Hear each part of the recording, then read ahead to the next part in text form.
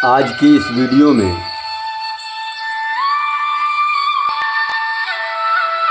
मैं आप लोगों से एक बहुत सीधा लेकिन बहुत गहरा प्रश्न पूछना चाहता हूँ।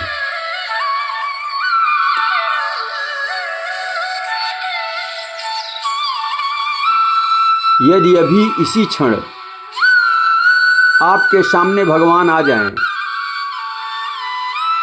तो क्या आप उन्हें पहचान पाएंगे, या फिर आप बाद में कहेंगे कि भगवान मिले ही नहीं? शायद समस्या भगवान से मिलने की नहीं है, समस्या पहचान की है।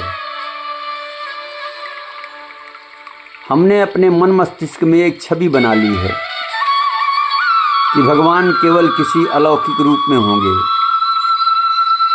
आसमान से उतरेंगे या चमत्कार के साथ प्रकट होंगे। लेकिन यदि भगवान किसी ऐसी चीज में हो जो हर पल हमारे जीवन को चला रही हो, तो क्या हम उन्हें देख पाएंगे? हम कहते हैं कि भगवान दिखाई नहीं देते,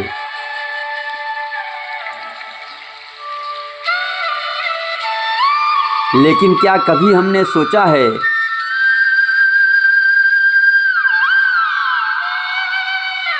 कि जो दिखाई नहीं देता वही हमारे जीवन को चला रहा है?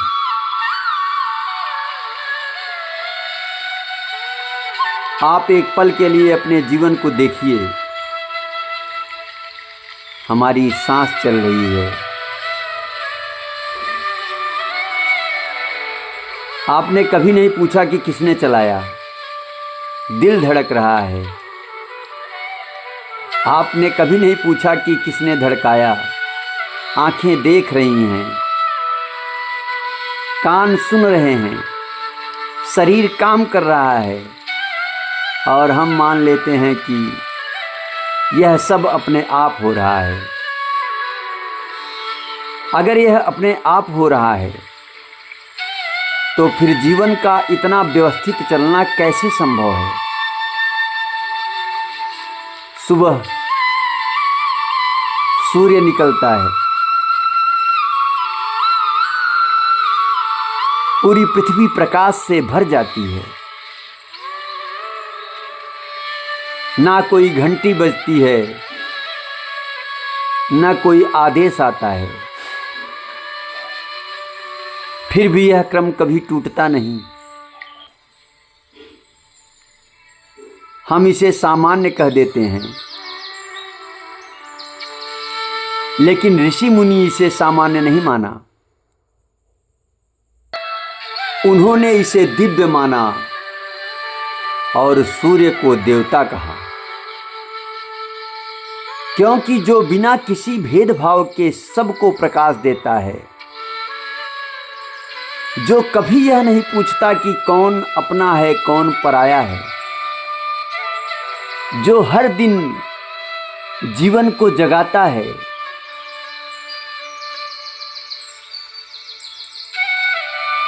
उसमें उन्हें कोई साधारण वस्तु नहीं दिखी।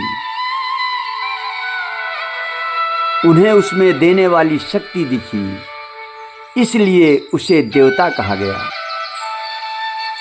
अब पृथ्वी को देखिए, हम इसी पर चलते हैं, इसी पर जीते हैं, इसी से भोजन लेते हैं, और कभी कभी इसी को नुकसान भी पहुंचा देते हैं। लेकिन पृथ्वी कभी यह नहीं पूछती कि कौन उसे कष्ट दे रहा है। वह सबको धारण करती है, सबको स्थान देती है, सबको अपने भीतर समाहित कर लेती है, और फिर भी मौन रहती है। जो सबको सह ले, सबको धारण कर ले, उसे ऋषियों ने माता कहा। अब वायु को देखिए, जिसे हम देख नहीं सकते, लेकिन जिसके बिना हम कुछ क्षण भी जीवित नहीं रह सकते। हम उसे महसूस तो कर सकते हैं, लेकिन पकड़ नहीं सकते। फिर भी वह हर समय हमारे साथ है। जब तक जीवित हैं, वह हमारे भीतर है, और जब वह चली जाती है, जीवन समाप्त हो जाता है। अब सोचिए,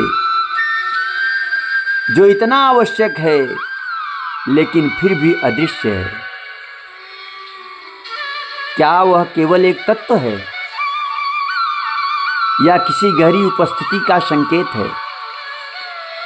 अब पानी को देखिए, हर जीव की प्यास बुझाता है। नदी, झरना, वर्षा सब जीवन को आगे बढ़ाते हैं, और फिर भी वह बिना किसी भेदभाव के बहता है। किसी से नहीं पूछता कि कौन योग्य है और कौन नहीं। अब अग्नि को देखिए, जो प्रकाश भी देती है और ऊर्जा भी, जो भोजन को पकाती है, जो अंधकार को मिटाती है और जीवन को गति देती है। अब प्रश्न यह नहीं है कि ये सब क्या है, प्रश्न यह है कि इन सब के पीछे हम क्या समझते हैं। सनातन ने प्रकृति को केवल वस्तु नहीं माना, उसने उसमें जीवन देने वाली शक्ति देखी, और जहाँ जीवन देने वाली, धारण करने वाली, प्रकाश देने वाली और पोषण करने वाली शक्ति दिखाई दी, वहाँ उसने दैवत्व का अनुभव किया। इसलिए यह कहना सरल है कि भगवान दिखाई नहीं देते, लेकिन गहराई से देखें तो प्रश्न बदल जाता है। भगवान दिखाई नहीं देते या हम उन्हें पहचान नहीं पाते। शायद भगवान कहीं दूर नहीं हैं,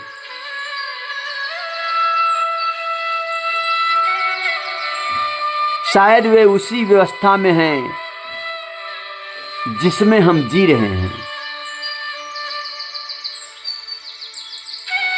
सिर्फ आवश्यकता इस बात की है कि हमारे देखने की दृष्टि बदल जाए, क्योंकि जब दृष्टि बदलती है तो संसार नहीं बदलता, संसार वही रहता है, पर उसमें देवत्व दिखने लगता है, भगवान दिखने लगता है। इसलिए अपनी दृष्टि को बदलने की जरूरत है हमें। गौ, गंगा, पृथ्वी, सूर्य, चंद्र, हवा, पानी, इन सभी के बीच में हम रहते हैं, ये सब हमारे साथ रहते हैं। लेकिन ऋषियों ने इन सब को दैवत्य का नाम दिया। किसी को माँ कहा, किसी को पिता कहा, किसी को भगवान कहा, किसी के अंदर 33 कोटि देवताओं का निवास दिखलाया। ये सब ऋषियों का गहरा अध्ययन था, या आत्मचिंतन कहिए। हम आप भी जब इसे गहराई से समझेंगे और सोचेंगे तो हमें और आपको भी दिखाई देगा कि हाँ, ये सत्य है कि हमारे सामने ही भगवान हैं, लेकिन हम उन्हें देखने की दृष्टि नहीं रख रहे हैं, अर्थात अपनी दृष्टि बदल नहीं पा रहे हैं। और जब हम अपनी दृष्टि बदलेंगे तो ये सृष्टि बदल जाएगी। इसलिए भगवान कण कण में है ऐसा कहा गया है, हर क्षण में है ऐसा कहा गया है, हर तृण में है ऐसा कहा गया है।